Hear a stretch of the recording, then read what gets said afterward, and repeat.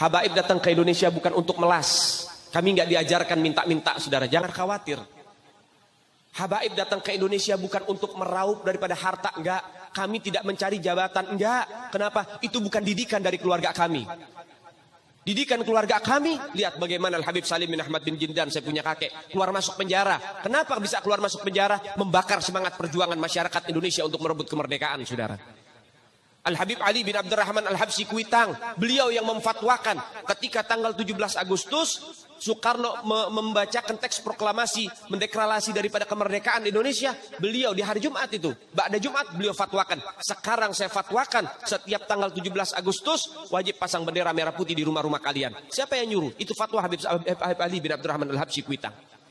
Bendera merah putih, siapa yang memberikan instruksi kepada Bung Karno untuk membuat bendera merah putih sebagai bendera Indonesia? Itu adalah fatwa Al-Habib Idrus bin Salim Al-Jufri Palu Al-Khairat. Lambang negara Garuda, siapa yang buat? Al-Habib Asy-Syarif Hamid Al-Gadri dari Pontianak, keluarga baginda Nabi Muhammad. Lagu 17 Agustus, Pramuka, lagu syukur, siapa yang buat? Al-Habib Husain Al-Mutahhar dari Semarang, dzurriyyat baginda Nabi Muhammad. Jadi Anda jangan berpikir, ini habaib di Indonesia jasanya apa? Banyak, itu yang baru kecatat. Itu yang baru ketahuan. Masih banyak lagi daripada keluarga Nabi Muhammad yang tidak mau masuk buku karena perjuangannya ikhlas karena Allah dan Rasul. Banyak, saudara. Siapa Imam Bonjol? Semua pasti bilang pahlawan. Betul apa enggak? Imam Bonjol pahlawan Indonesia bukan? Pahlawan nasional bukan? Sekarang siapa namanya Imam Bonjol? Al-Habib Muhammad Syahabuddin, beliau habaib dari kalangan bin Syahab. Imam Bonjol itu bin Syahab, masih daripada kakeknya Habib Rizik, saudara sekalian. Itu keluarga daripada Nabiuna Muhammad, keturunan Sayyiduna Muhammad. Banyak lagi dari kalangan para dzurriyyat Nabiuna Muhammad sallallahu alaihi wasallam yang jasanya besar di Indonesia, tapi kita nggak ada yang tahu. Kenapa? Karena itu kami nggak cari popularitas, kami nggak cari madah pujian. Kami nggak cari tempat kedudukan, yang kami cari ridho Allah dan Rasulnya. Sehingga hal ini perlu diungkap, saudara sekalian. Bagaimana keluarga Nabi Muhammad jasanya besar. Dan umat ini harus dihubungkan kembali dan dieratkan kembali kepada keluarga baginda Nabi Muhammad. Ini akhir zaman, kita semua melihat kok. Bagaimana gencar-gencarnya di media sosial. Apa? Upaya untuk supaya memisahkan umat Islam dengan keluarga baginda Nabi Muhammad. Upaya keras supaya habaib dibenci ada di Indonesia. Mulai Habib dengan kiai diadu, Habib dengan ustadz diadu. Mulai ada hal-hal semacam itu. Apa? Dendam politik, saudara.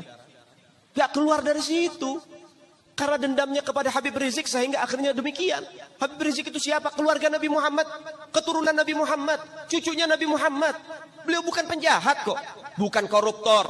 Beliau nggak pernah bawa lari uang rakyat. Beliau nggak pernah ngerugiin negara. Beliau tidak pernah mencemarkan nama baik negara. Beliau itu bukan penjahat, saudara. Bukan penjahat. Apa masalahnya dia?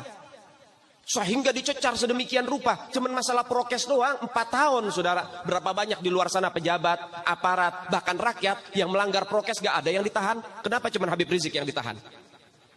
Ini upaya untuk supaya umat Islam benci terhadap keluarga baginda Nabi Muhammad. Hati-hati, saudara sekalian.